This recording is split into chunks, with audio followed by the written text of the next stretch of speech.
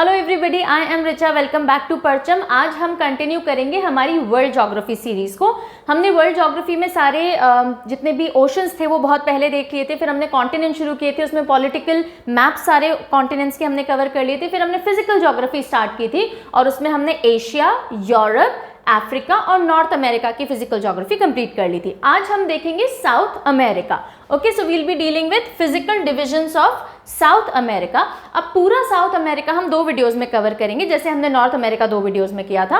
आज हम देखेंगे मेजर फिजिकल डिविजन्स, यानी कि वेस्टर्न माउंटेन रीजन देखेंगे, ईस्टर्न हाईलैंड्स देखेंगे, सेंट्रल जो लोलैंड्स हैं वो देखेंगे, साउथ में जो डेजर्ट या ग्रासलैंड एरिया है वो देखेंगे।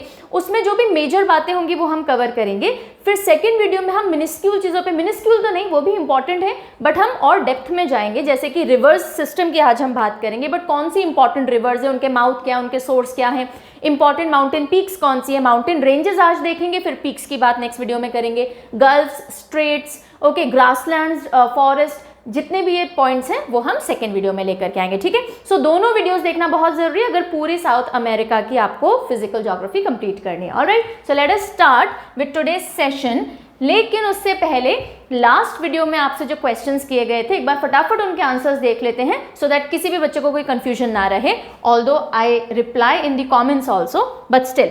सो जब हम नॉर्थ अमेरिका पढ़ रहे थे, एक क्वेश्चन तो तब का है, ये फर्स्ट क्वेश्चन जो है आपसे, मैंने कहा था कि north America new world continent माना जाता है, साउथ अमेरिका भी न्यू वर्ल्ड कॉन्टिनेंट माना जाता है, और थर्ड एक कॉन्टिनेंट है जिसे न्यू वर्ल्ड कॉन्टिनेंट कहा जाता है, वो मैंने पूछा था। द आंसर इज ऑस्ट्रेलिया या ओशियानिया।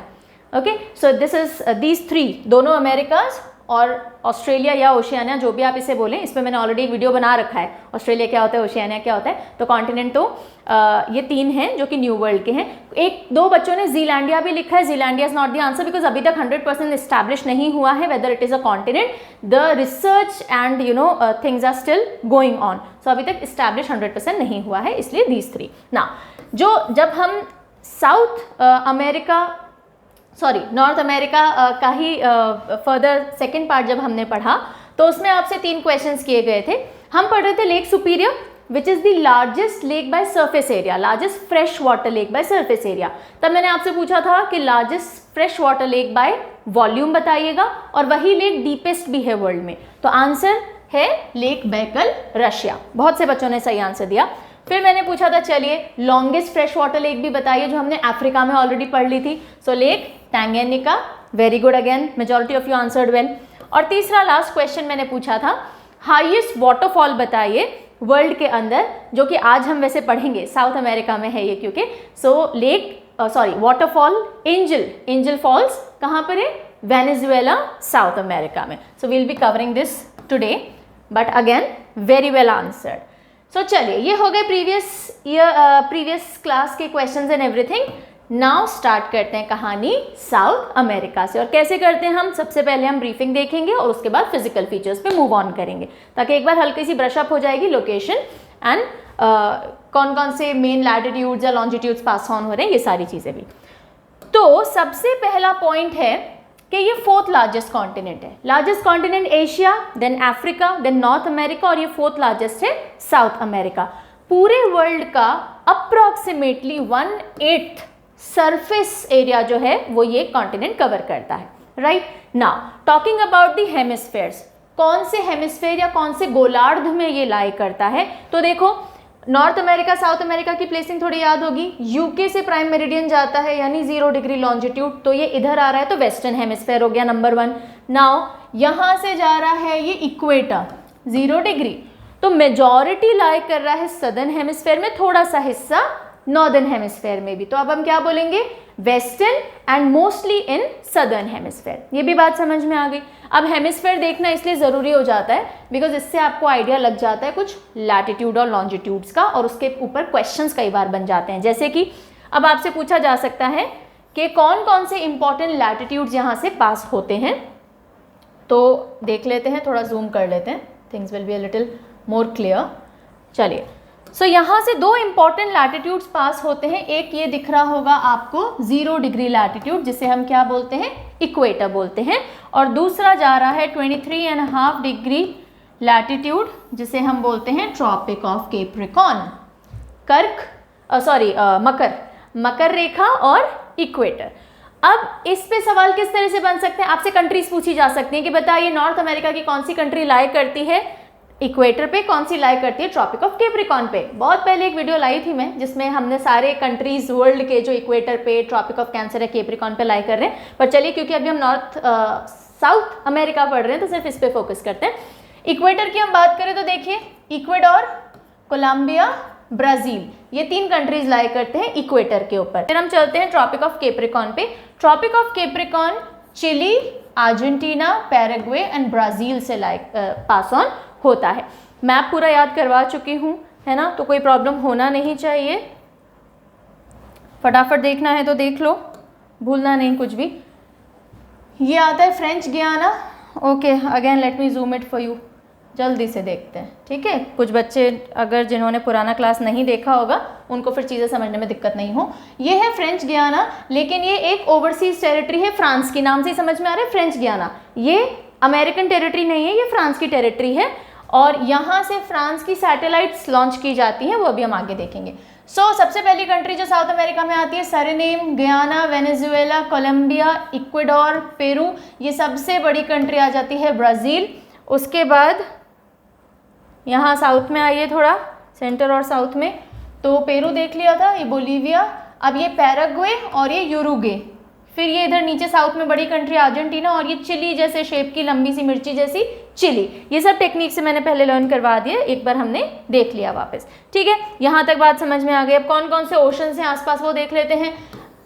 इस साइड यानी कि वेस्ट में पड़ेगा पैसिफिक ओशन, ये नॉर्थ पैसिफिक, ये साउथ पैसिफिक, और ईस्ट साइड में पड़ेगा अटलांटिक ओशन। बाकी जो भी पॉइंट्स होंगे, गल्फ्स कौन सी है, सीज कौन सी है, स्ट्रेट्स कौन से हैं, वो सेकेंड वीडियो में देखेंगे। आप अभी आज इस पर डिस्कशन नहीं करेंगे।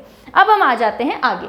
जो साउथ अमेरिका कॉन्टिनेंट है उसमें बहुत सारी वर्ल्ड की फेमस चीज़ें हैं या जगहें हैं या फिजिकल फीचर्स हैं, जैसे कि it is home to world's largest या लॉन्गेस्ट माउंटेन रेंज। अब मैंने फिल इन द ब्लैंक्स छोड़े क्योंकि आपके लिए क्वेश्चन आ जा रहे हैं। चलिए जल्दी जल्दी वीडियो देखते देखते आंसर करिए। फास्टेस्ट फिंगर्स फर्स्ट जैसा ही मान लीजिए, तो खट खट खट आंसर आने चाहिए।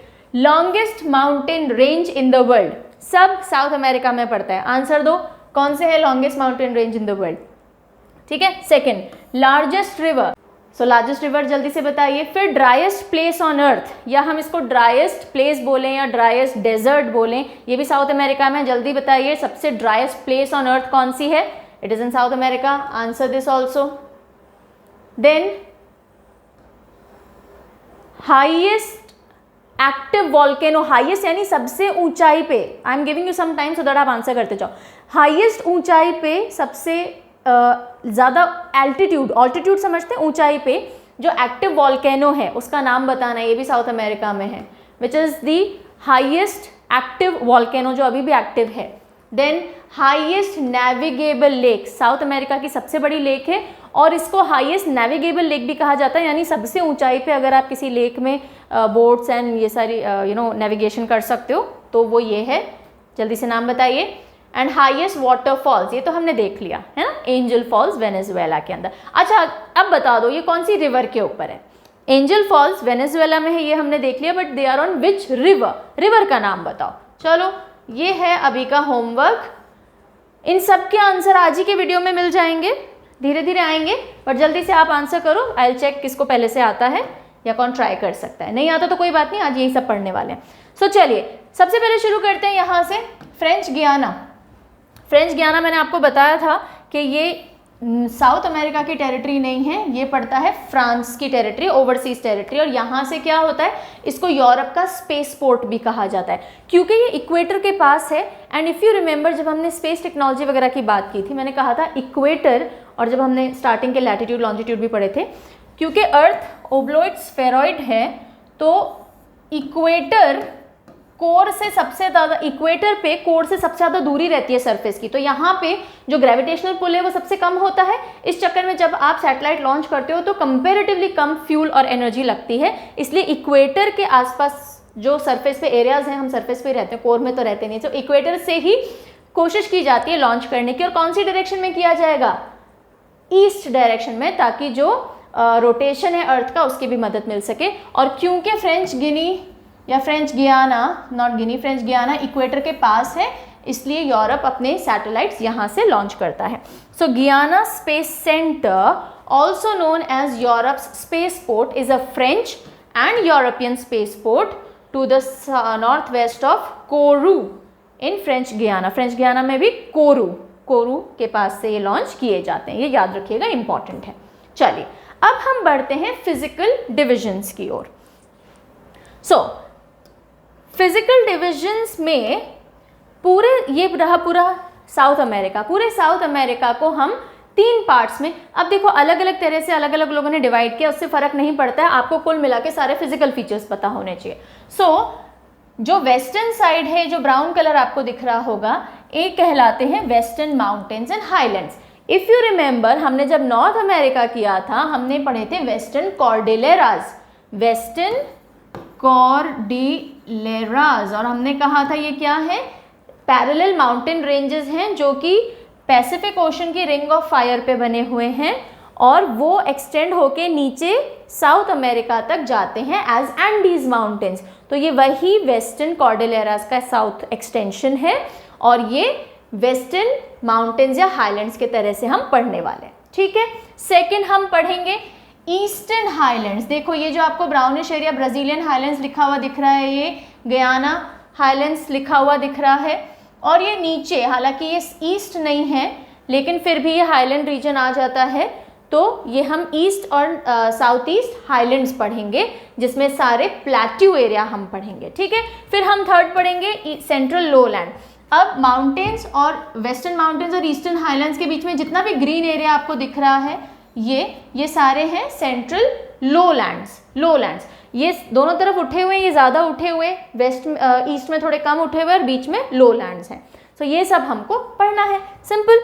अच्छा आगे बढ़े उससे पहले आई रियली होप आपने परचम रोजगार चेकआउट कर लिया होगा, जो यूट्यूब चैनल है दूसरा अपना, उस पर जितनी भी इंपॉर्टेंट जॉब अलर्ट्स हैं, वीडियोस हैं, वो आती रहती है और आगे चल के जॉब से रिलेटेड और भी सपोर्टिव कंटेंट आएगा। तो अगर अभी तक नहीं जुड़े हो तो जुड़ जाइएगा, अब वो एक्टिव हो चुका है, एक्टिवली वर्क हो रहा है उस पर। दूसरी बात, परचम ऐप पे डेली प्रैक्टिस शॉर्ट टेस्ट, बड़े बड़े टेस्ट नहीं, daily short practice test free डाले जाते हैं, तो वो भी आप जा करके परचम ऐप पे प्रैक्टिस कर सकते हो। जो भी पढ़ाया जाता है उससे रिलेटेड शॉर्ट फ्री टेस्ट वहाँ पे डाले जाते हैं। चलिए अब हम शुरू करते हैं सबसे पहले वेस्टर्न माउंटेन्स के साथ में, ठीक है।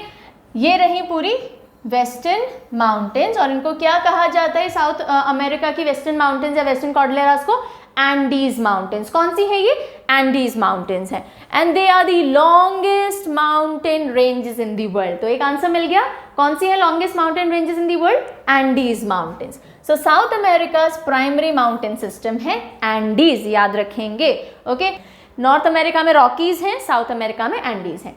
वर्ल्ड की लॉन्गेस्ट कॉन्टिनेंटल माउंटेन रेंज है, कॉन्टिनेंटल माउंटेन रेंज सबसे लंबी कौन सी है? एंडीज हैं। अच्छा, अंडर द ओशन भी माउंटेन रेंजेस हैं कुछ, ठीक है, ओशनिक रिजेस है ना, वो पूरे वर्ल्ड में कायदे में तो वो सबसे लंबी हैं माउंटेन रेंजेस, लेकिन वो ओशन के अंदर हैं, है ना, और ये इसलिए इनको कहा गया लॉन्गेस्ट कॉन्टिनेंटल माउंटेन रेंजेस। जो पानी के बाहर माउंटेन्स है उनमें सबसे लंबी रेंज एंडीज है, 7000 किलोमीटर अप्रॉक्सीमेटली लंबी है ना। कहाँ से कहाँ तक स्ट्रेच करती है? पूरे कॉन्टिनेंट में नॉर्थ टू साउथ ये स्ट्रेच करेंगी। यहाँ right from Venezuela to Colombia, Ecuador, Peru, Bolivia, Argentina, Chile, ये एक्सटेंड होती हुई जाती है और इस तरह से ये 7 कंट्रीज के अंदर फैली हुई हैं। So right from the isthmus of Panama, यहाँ से लेकर के और नीचे स्ट्रेट ऑफ मैगेलन तक फैली हुई हैं। Straight of Magellan, if only you remember, जब मैंने आपको स्ट्रेट्स करवाए थे, this is the straight of Magellan, पढ़ेंगे नेक्स्ट वीडियो में पढ़ेंगे, ठीक है।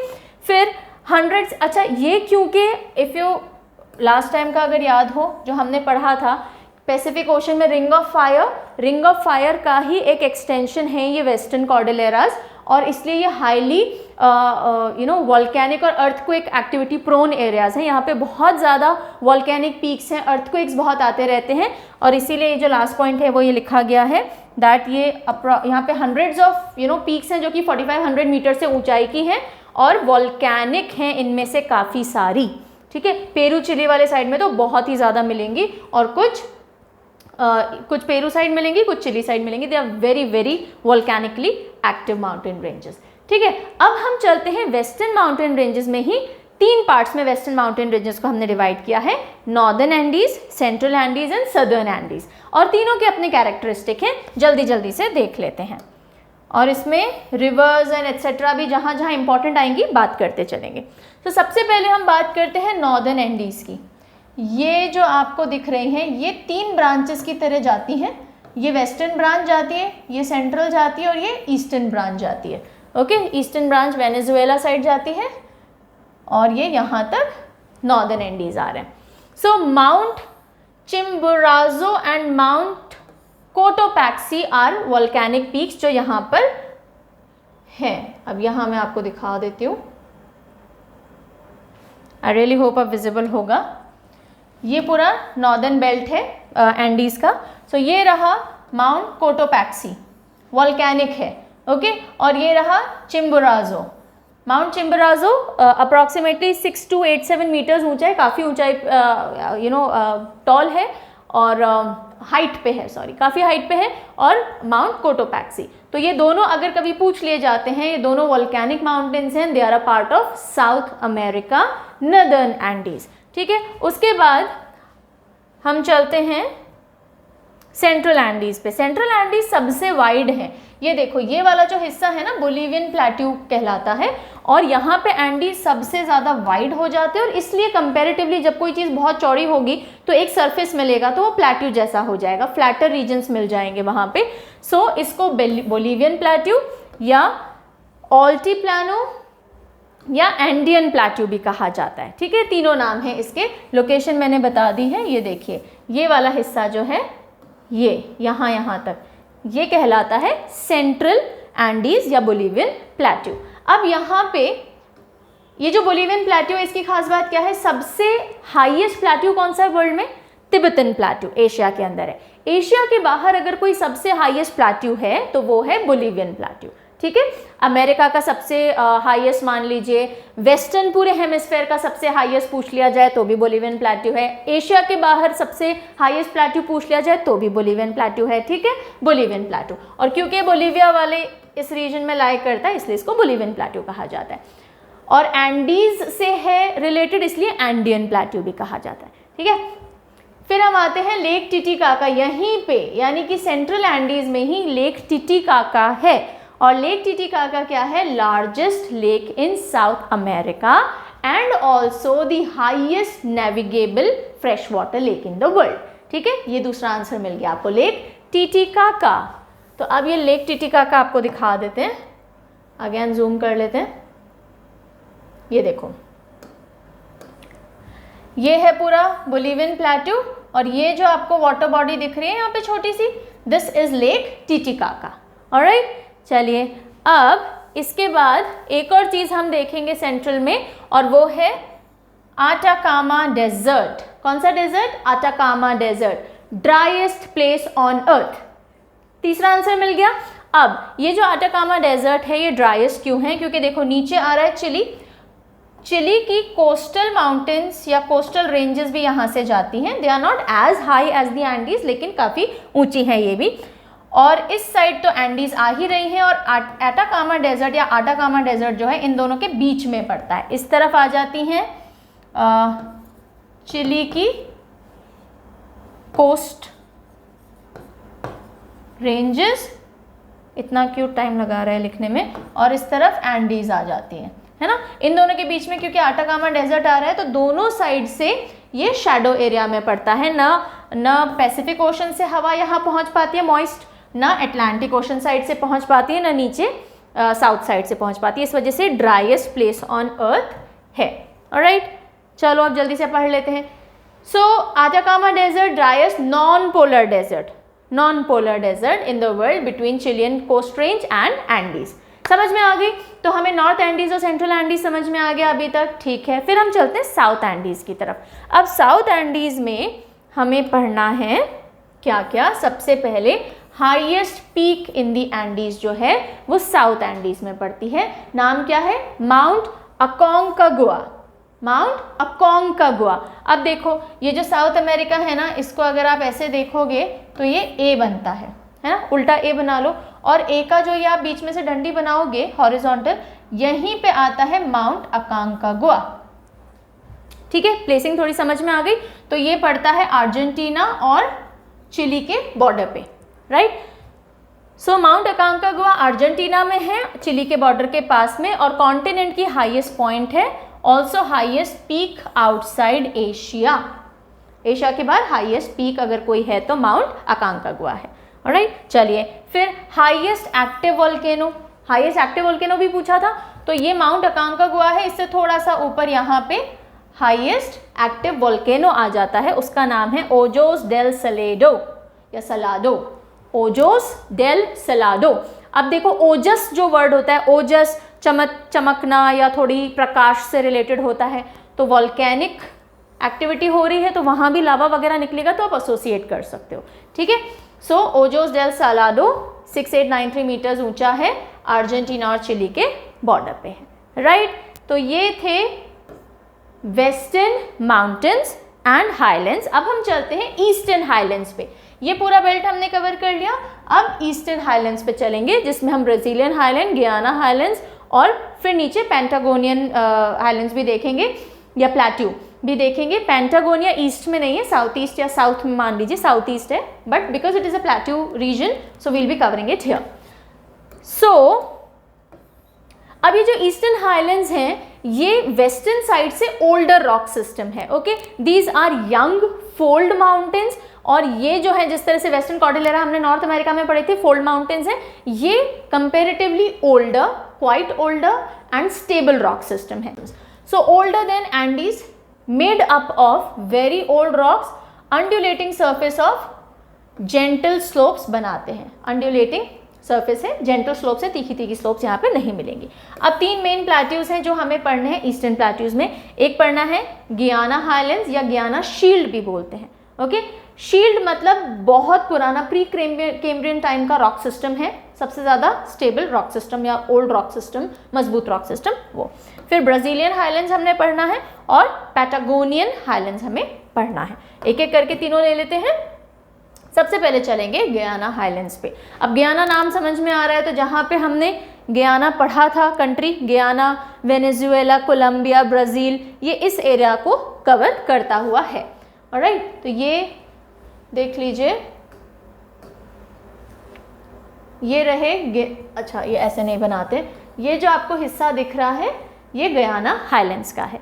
ऑलराइट, मैप जब आप देखते हो ना, देखो जो जो ब्राउन डार्क ब्राउन है तो वो माउंटेन रीजन्स हो गए, थोड़ा लाइट ब्राउन शेड आपको जहाँ दिख रहा है ये प्लेट्यू रीजन हो जाएंगे, यहाँ पे भी है। ये जो ग्रीन एरिया है ये यूजुअली प्लेन्स का होता है एरिया, यहाँ पे रिवर्स वगैरह अच्छी होंगी, मतलब यहाँ पे ज़्यादा हाइट नहीं है, लो लैंड्स है, इस तरह से ये डिमार्केटेड होते हैं। सो जो नए बच्चे हैं जिनको अभी ज़्यादा एक्सपोजर नहीं है, अभी पढ़ाई चालू की है, उनके लिए ये छोटे छोटे बेसिक फैक्ट्स बताते रहना भी काफ़ी हेल्पफुल हो सकता है। That is why I am telling you. So Guiana highlands की अगर हम बात करें तो सबसे पहली चीज़ है ये क्रेटन है। क्रेटन मतलब बहुत पुराने, मिलियंस ऑफ ईयर्स पुराने रॉक सिस्टम है जो बहुत स्टेबल होते हैं। सो गियाना हाईलैंड्स बहुत पुराना 1.7 billion years old pre Cambrian rock system यहाँ पे है, नंबर 1।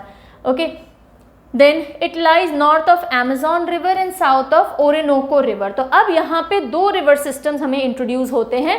एक रिवर सिस्टम है Orinoco river system, okay, Orinoco, ORINOCO, Orinoco river system, और दूसरा जो रिवर सिस्टम है वो है अमेजॉन रिवर सिस्टम, और इन दोनों के बीच में ये आ रहा है गियाना हाईलैंड्स। आई रियली होप दिख गया होगा clearly. So Guiana highlands come between the Orinoco and the Amazon river basins या रिवर सिस्टम्स। रिवर सिस्टम क्या होता है, जब सारी ट्रिब्यूटरीज वगैरह जोड़ दी जाती हैं तो रिवर सिस्टम बन जाता है। रिवर बोलोगे तो सिर्फ अकेली उस मेन रिवर की बात की जा रही होती है। So it acts as a divider between Amazon and Orinoco basins. Important है एग्जामिनेशन पॉइंट ऑफ व्यू से, ठीक है। अब यहीं पे जो वर्ल्ड की सबसे हाईएस्ट वाटरफॉल है वो गियाना हाईलैंड्स पे ही लाई करती है, एंजल फॉल्स। ऑलराइट, वेनेजुएला में पड़ती है एंजल फॉल्स। और रिवर कौन सी है मैंने पूछा था, रिवर है कैरनी, रिवर कैरनी। तो कभी भी करना नहीं डाइव इस फॉल में, या नहाने की भी कोशिश मत करना, बहुत ऊपर से पानी आता है, लगेगी जोर से, ठीक है। तो करो नहीं से कैरोनी आप याद रख सकते हैं। Highest waterfall angel falls 979 metres high on river Caroni in Venezuela. और यहाँ पे ये देख लो, अगर ये वेनेजुएला दिखा रखा है और इसमें भी अगर आपको प्लेसिंग देखनी है तो ये रही एंजल फॉल्स, ऑलराइट, और एक्चुअल इमेज देखनी है तो ये रही Angel Falls. I really hope things would be clear now. फिर हम चलते हैं ब्राज़ीलियन हाईलैंड्स पे। ब्राज़ीलियन हाईलैंड्स ब्राज़ील जो पूरा है, यहाँ पे देख लो या यहाँ पे देख लो, ब्राज़ील पता है सबसे बड़ा जो कंट्री है। सो ब्राज़ील का मेजॉरिटी हिस्सा, आप थोड़ा बस वेस्टर्न साइड छोड़ दो जो अमेज़न बेसिन से घिरा हुआ है, बाकी हिस्सा अधिकतर प्लेट्यू रीजन है, ब्राज़ीलियन हाईलैंड्स बोलते हैं इसको। So Brazilian highlands cover most of eastern, southern, central portions of Brazil, ठीक है। सो वेस्टर्न और थोड़ा सा नॉर्दर्न हिस्सा अमेज़न बेसिन की तरफ है, और बाकी सारा नॉर्दर्न में थोड़े तो ये गियाना हाईलैंड्स भी आ जाते हैं, कवर हो जाते हैं थोड़ा थोड़ा हिस्सा, बाकी ये हिस्सा पूरा अमेज़न बेसिन है, and the rest of it is plateau, Amazon highlands. अब अमेज़न हाईलैंड में दो प्लेट्यूज इंक्लूड किए जाते हैं, या आप ऐसे बोल दीजिए कि इसमें दो और डिमार्केशन होती है। एक है प्लेट्यू ऑफ माटो ग्रोसो। माटो ग्रोसो पूछा जा सकता है, प्लेट्यू ऑफ माटो grosso is part of which highlands, या फिर कौन से कॉन्टिनेंट में लाई करता है। So you should know plateau of माटो grosso is a part of Brazilian highlands, और कहाँ लाई करता है, साउथ अमेरिका में लाई करता है। दूसरा है प्लेट्यू ऑफ बोर्बोरीमा। बोर्बोरीमा बिल्कुल जो वेस्टर्न एज है, ये वाला हिस्सा, this is Borborema, alright. So this is Grosso, this is Borborema. Border पे बोर्बोरीमा, बॉर्डर बोर्बोरीमा मिलता जुलता है थोड़ा बहुत, आप एसोसिएट कर सकते हो, छोटे से हिंट की जरूरत होती है। और बाकी तो पढ़ते पढ़ते चीज़ें, ज्योग्राफी में बहुत ज़्यादा रटने की जरूरत नहीं है।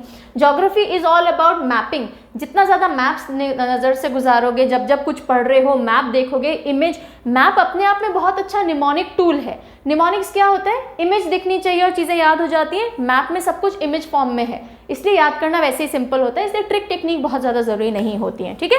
चलिए फिर देख लीजिए, जो ब्राज़ीलियन हाईलैंड्स होते हैं वहाँ से दो मेन रिवर्स या रिवर सिस्टम्स ओरिजिनेट होते हैं, Parana and Paraguay. Parana and Paraguay इधर वाले हिस्से में फ्लो करती हैं, सेंट्रल ईस्टर्न रीजन में। और यहाँ पे जो पैम्पस हम पढ़ेंगे आगे जाके नेक्स्ट क्लास में देखेंगे, ग्रासलैंड्स हैं, वो हिस्सा इन रिवर्स से ड्रेन्ड होता है। So let me come this side and tell you, ये आ रही है पूरा पैराग्वे, और ये आ रही है पराना, और ये पूरा इनका सिस्टम है। ये यूरुग्वे आ रही है, और ये मिल करके फिर यहाँ पे एस्चुरी बनाते हैं। फिर हम आते हैं Patagonian plateau. Patagonian plateau south eastern side, सबसे साउथ वाला हिस्सा जो पड़ेगा अर्जेंटीना का, वहाँ से लेकर के थोड़ा ऊपर तक ये पैटागोनियन डेजर्ट एक्सटेंड करता है। अब ये डेजर्ट क्यों है, क्योंकि यहाँ पे इस साइड में, वेस्ट साइड में कौन सी माउंटेन्स आ रही हैं, एंडीज आ रही हैं, और इन एंडीज की वजह से जो भी मॉइस्ट एयर आ सकती थी वो नहीं आ रही है, और इस चक्कर में ये शैडो रीजन हो गया, और यहाँ पे डेजर्ट कंडीशंस हो गई, प्लस ठंड बहुत ज़्यादा है, और उस वजह से भी ड्राइनेस बहुत ज़्यादा है यहाँ पे। सो पैटागोनियन प्लेट्यू, यहाँ का जो वेजिटेशन है सेमी एरिड श्रब प्लेट्यू कहा जा सकता है इस जगह को। श्रब्स होती हैं, झाड़ियाँ होती हैं सेमी एरिड फॉर्म की, और प्लेट्यू है थोड़ा उठा हुआ हिस्सा है। और जो ये समुद्र आ रहा है अटलांटिक ओशन, इसके पास जो हिस्सा है ये भी एलिवेटेड है, प्लेट्यू है, इसलिए वहाँ की भी नमी बहुत ज़्यादा हेल्प आउट नहीं करती है, वहाँ से भी जो हवाएं हैं वो इतना ज़्यादा सपोर्ट नहीं करती हैं। इसको पैटागोनियन डेजर्ट भी बोलते हैं, पैटागोनियन स्टेपीज भी कहा जाता है, बिकॉज ग्रासलैंड्स हैं, सेमी एरिड टाइप के हैं बट हैं। देन लार्जेस्ट डेजर्ट है अर्जेंटीना का, और वर्ल्ड का 8th लार्जेस्ट डेजर्ट है Patagonian desert. Deserts of the world पढ़ेंगे अलग से क्लास, पर अभी इंडिविजुअल कॉन्टिनेंट के दिमाग में बिठाते जाओगे तो उस क्लास में बहुत सपोर्ट मिलेगा। और प्राइमरली अर्जेंटीना में लाई करता है, पास में चिली है तो थोड़ा बहुत इफेक्ट उधर भी देखने को मिलता है, एंडीज है वेस्ट में, और अटलांटिक ओशन इसके ईस्ट में है। ऑलराइट, फिर हम आ जाते हैं फटाफट से सेंट्रल लोलैंड्स के ऊपर। सेंट्रल लोलैंड मैंने आपको बताया था, वेस्ट में माउंटेन्स, ईस्ट में हाईलैंड्स, और बीच में जो हिस्सा है सेंट्रल में, दोज आर द लोलैंड्स। तो ये जितना भी आपको ग्रीन हिस्सा दिख रहा है, एक तो ये अमेज़न बेसिन, ऊपर ओरिनोको बेसिन आ जाएगा, और पराना पैराग्वे रिवर सिस्टम जो है, ये 3 एरियाज हमें पढ़ने हैं।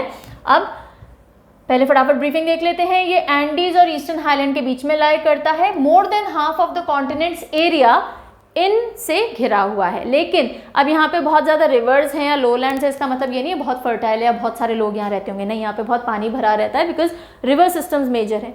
सो जैसे अमेजोन है, अमेजोन का पूरा forest area tropical rain forest वाला हिस्सा है, ये तो बहुत स्पार्सली पॉपुलेटेड, स्पार्सली यानी बहुत कम लोग रहते हैं यहाँ पे। फिर यहाँ पे जो पैम्पस एरिया है यहाँ पे लोग कंपैरेटिवली ज़्यादा रहते हैं, खेती भी होती है, कल्टीवेशन एग्रीकल्चर होता है, एनिमल रेयरिंग होती है। लेकिन ये जो सेंट्रल नॉर्थ वाला हिस्सा है अमेजोन बेसिन का, that is you must be knowing, क्योंकि ट्रॉपिकल रेन फॉरेस्ट है, बहुत डेंस फॉरेस्ट है, बहुत बारिश होती है, इक्वेटर जा रहा होता है यहाँ से, उस वजह से बहुत कम आबादी रहती है।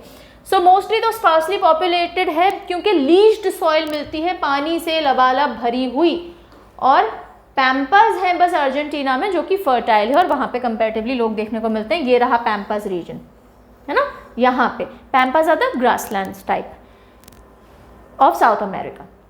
अब जो लोलैंड है वो 3 रिवर बेसिन्स वहाँ पे मेजरली हैं जो हमें पढ़ने हैं। एक है लानोस बेसिन, कौन सा बेसिन, लानोस बेसिन, अभी मैं मैप पे दिखाती हूँ।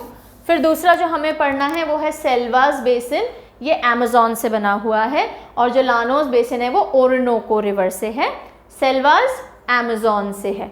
सेल्वास जैसे सलवार, अब देखो पहली बार पढ़ रहे हो इसलिए ट्रिक दे रही हूँ, विथ प्रैक्टिस आपको खुद ही करना पड़ेगा, हो जाएगा दिमाग में सेट सेल्वास भी। सो सेल्वास जैसे सलवार बोलते हैं हम, कुर्ता सलवार, सलवार अमेजोन से ऑनलाइन शॉपिंग करते हो, उसी तरह से सेल्वास अमेजोन से एसोसिएटेड हो गया। लानोस ओरिनोको, ओरियो बिस्किट से आप कर सकते हो लादो या लाओ, ओरियो ओरिनोको लानोस हो जाएगा। देन ला प्लाटा बेसिन है थर्ड, कौन सा है, ला प्लाटा बेसिन। ला प्लाटा बेसिन पराना, पैराग्वे, यूरुग्वे और बाकी रिवर्स सिस्टम से मिलकर के बना हुआ है। और जो मैंने एस्चुरी बताई थी अभी हम पढ़ेंगे वो कौन सी है, ठीक है। तो अब पहले आप थोड़ा मैप देख लीजिए। चलिए, सो लानोस आई बिलीव अब आपको देखने में आ रहा होगा क्लियरली, ये है लानोस। और कौन सा रिवर सिस्टम यहाँ दिख रहा है, ओरिनोको रिवर सिस्टम आपको दिख रहा है ये पूरा, राइट। तो यहाँ पे जो पूरा लोलैंड है इसको रिवर बेसिन को क्या बोलते हैं, लानोस। तो लानोस पूछा जाए तो what is Llanos, Llanos is the river basin created by the river system Orinoco. दूसरा आ जाते हैं हम, यहाँ लिखा हुआ है आई कैनॉट सी, एनीवेज ये पूरा अमेजोन बेसिन, सेल्वास जो हम बोल रहे थे, तो ये पूरा अमेजोन रिवर है ना, ये अमेजोन रिवर, ये इसका माउथ आ गया, और ये पूरी इसकी ट्रिब्यूटरीज या सपोर्टिंग रिवर्स या जो भी आप बोलिए, ये सारी रही यहाँ तक, ओके, सो ऑन। सो ये पूरा अमेजोन रीजन है और इसको क्या बोलते हैं हम, सेल्वास। फिर तीसरा नीचे आ जाइए, दिस इज अभी हमने देखा ही था, पैराग्वे, पराना, यूरुग्वे और ये बाकी सपोर्टिव नदियाँ, और ये यहाँ पे अटलांटिक ओशन में जाती हैं, यहाँ पे एक एस्चुरी बनाती हैं, ला प्लाटा, रियो दे ला प्लाटा, ओके। तो अब जल्दी से देख लेते हैं, लानोस बेसिन हमने देख लिया, ओरोनोको से हो गया, सेल्वास बेसिन अमेजोन से हो गया और उसकी ट्रिब्यूटरी से। अमेजोन वर्ल्ड की लार्जेस्ट रिवर बाय वॉल्यूम है, it is the largest river by volume, यानी कि जितना पानी लेकर के चलती है सबसे ज़्यादा पानी अमेजोन रिवर का सिस्टम पूरा लेकर के चलता है, अमेजोन रिवर लेकर के चलती है, it is the largest river by volume, okay. Basin covered with equatorial rain forest, ये जो पूरा अमेजोन बेसिन है यहाँ पे इक्वेटोरियल रेन फॉरेस्ट है, और उन रेन फॉरेस्ट को लंग्स ऑफ द वर्ल्ड भी कहा जाता है बिकॉज इतने सारे जंगल हैं कि वो बहुत मात्रा में ऑक्सीजन प्रोड्यूस करते हैं। फिर ला प्लाटा बेसिन कौन सी रिवर से बना है, पराना, पैराग्वे और अदर रिवर्स, और ये एक एस्चुरी बनाता है जिसको रियो दे ला प्लाटा भी बोलते हैं, रियो डे ला प्लाटा, ओके। यहाँ पे इस जगह पे रियो डे ला प्लाटा जो कि एक एक्सीलेंट हार्बर है, और इसके साथ में आई रियली होप आपको लोलैंड्स जो है, सेंट्रल लोलैंड्स, वो क्लियर हो गए होंगे। अब हमें नेक्स्ट वीडियो में क्या पढ़ना है, रिवर्स इंपॉर्टेंट जो हैं वो वापस ढंग से पढ़ेंगे, grasslands, forest, mountain peak, straits, gulf etcetera. आज आपको पूरा एक सेटिंग दिमाग में आ गई होगी कि यहाँ माउंटेन्स हैं, यहाँ प्लेट्यूज हैं, यहाँ पे लोलैंड्स हैं, और माउंटेन्स में कौन सी माउंटेन्स हैं, प्लेट्यू में कौन से प्लेट्यूज हैं, लोलैंड्स में कौन कौन सी रिवर्स आती हैं, कौन से एक पैम्पस नाम आपने सुना ग्रासलैंड्स का, बहुत टाइप के ग्रासलैंड्स हमें पढ़ने हैं, फॉरेस्ट टाइप हमें पढ़ने हैं, माउंटेन पीक्स हमें पढ़नी है। ये सब हम कब पढ़ेंगे? नेक्स्ट क्लास में पढ़ेंगे। आज के वीडियो से रिलेटेड कुछ भी कमेंट हो, पूछना हो, बताना हो, आगे के कुछ टॉपिक्स तो आप पूछते ही रहते हो कि मैम ये पढ़ा दीजिए, वो पढ़ा दीजिए, बिल्कुल सब पढ़ेंगे। So until we meet next, हाँ कमेंट जरूर कर दीजिएगा अगर कुछ भी बात हो। And if you happen to like the video, do let others also know about it, because हम सारी मेहनत इसलिए करें ताकि मैक्सिमम बच्चों तक बेनिफिट पहुंच सके। सो अगर आपको वीडियो से बेनिफिट मिल रहा हो, do spread it out. And until we meet next, take very good care of yourself. Bye bye.